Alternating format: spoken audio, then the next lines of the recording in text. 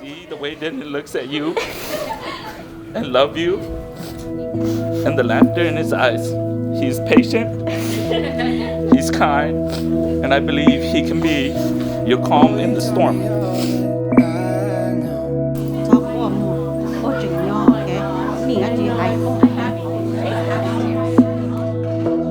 Made it through all of those storms, girl, into the woman I know. And it's killing me to say I'm fine, when I really mean to say you're my all and more. All I know you taught me.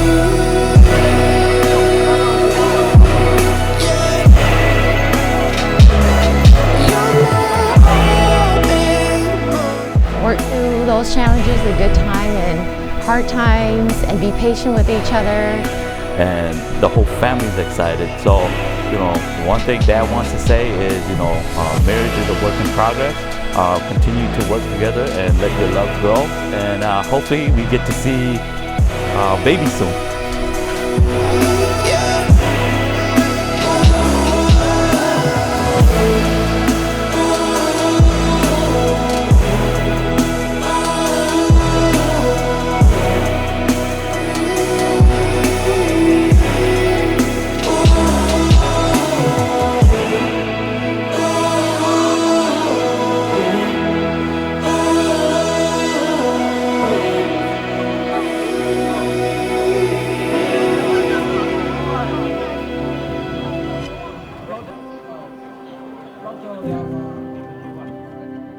Hi, Julia. Hi, Dylan. Congratulations on your guys' wedding. How you doing? How you doing?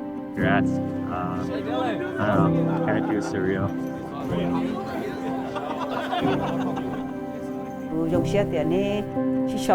I'm very happy for you guys. I wish you two success in life, and love each other, respect each other, and trust each other. And I love you guys both. I'm always here for you guys. If you need anything, just ask me.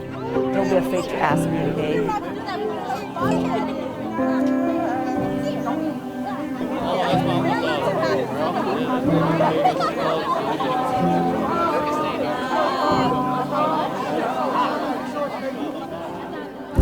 mình chủ thêm mình bảo à mà cú giờ này tụi giờ nè giờ phá phá nè cú hay đó có mình chủ có một quán năng có một ít rau nữa mà một chỉ phú mồi rau ó là có một nói về có một lúc bầu theo lúc con nè thế nè có một không bao giờ lúc con nè tao cú con nè ai có lỡ nhẹ có theo trong xe rồi có những muốn đó lỡ nhỏ ít xí năng nè mình chủ á có muốn đó là nhỏ ít xí năng nè, ai coi chỉ trỏ lòn đâu có chỉ thế con này tao nó nhỏ rồi tao nó bé giờ năng giờ trả giờ bao giờ sư để long time giờ bé mua chỉ bé mà hú này tôi sửa bé sư họ giờ hay tiệt họ chẳng tiệt có lú năng thế có chế năng giờ có tụt tí thế con nè tao con á có một con lú con nè thế có những muốn đó là nhỏ ít xí năng nữa mà ai có make sure là happy đúng có thế có lú con nè tao con thế ó ok họ tao coi có lú live rồi đó tao nó chưa có lú live á mình xài mà mò có chỉ thế con này chú có ít tổ sư lú có chỉ thế con này chỉ rồi chơi có bé lọ trên rồi chơi có thế lú vỗ này ở lần nữa mò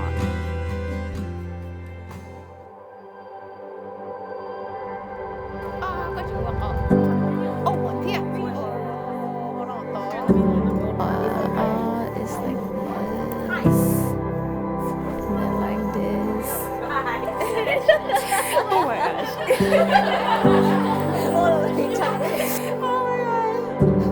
Ủa giờ có bò mà, có giờ cũng thích tới tụi em nè, mình xài em sáng chữ mùi vật gì nè, bò chừng nhỏ em bò hiếp bò có mùi vật gì, bò trong xe đâu có cơ liền, em bò chỉ mua đá chỉ đâu có, em bò hay lo luôn nó đâu có, em nhỏ em có thể tao sấy bò thì thọ có một, em này nó vừa vỏ em, nó vỏ đấy một con năng còn trong nè, chị anh chia sẻ này mua đây tên mình sáng chữ đâu cũng rõ, em cũng trong xe cơn gầu đi à mình chủ, em bò hay đi nó đâu đấy nó nói giờ này nó này chỉ mù nhỏ ok mù chỉ vừa nó mù năng là mù lúc có bò có nhẹ có tù vào nữa nó nè có hay đi nó đâu có sư ya đâu có sư ấy nấy mìnhว่าchỉอยู่là nấy chỉ luôn mà nó qua con nhà một con chồng là chưa mì giàu nữa cái chỉ mì giàu là như là lâu dùng cho lên tù lâu nữa cái dùng chưa mì giàu nữa cái bao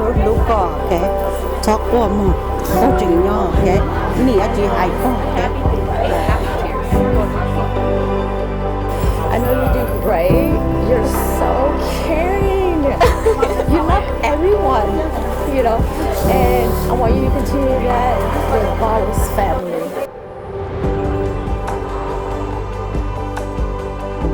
Tụi mình rủ một con nữa rút luôn nữa, vào thế nữa một rút luôn nữa nè, rồiต่อthêm một luôn nữa cho cứ tiêm mà, một bên này đâu có nè đó nè, bên này đâu có chén này. Có thêm nhiều mình ra lời nhau xin năng chỉ cho ăn lò mà một rú con nè thế rú có cái một nhau xin năng ấy có cú có ti đầu tiên trong xe đâu có một ra lời nhau là thế rú có nữa mà vào có lưu mình chùa mà mình chùa này tao muốn năng lợi có chuyện tiền trong này có chuyện gì kia xe trong này mà lưu mình chùa tiền mình chùa một con năng một lúc có nè lúc có tết cứ tết đi mua nó mua hậu một cổng là mua tôi là mua hậu lũ thiên đi cứ nhiều lũ thiên nhẹ nhiều nữa mà giờ lấy ăn đó loạt tiền ít chọn đã lâu chỉ đã lâu chọn giờ chỉ giờ số lượng sinh này tụng kinh này loạt tiền trong món này ra là tiền trong thiết là trong tiền cho ai giờ đâu là nếu mà tôi thì tôi cũng tôi cá tôi ăn rồi đây là đây chọn đã lâu chỉ đã lâu số lượng đi là mà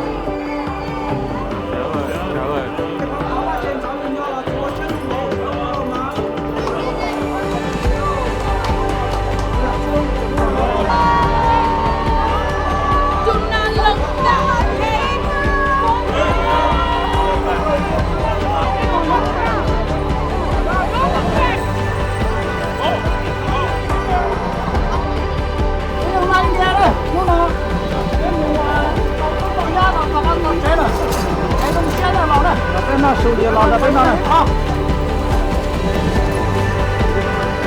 cái chỗ cái chị tôi nó là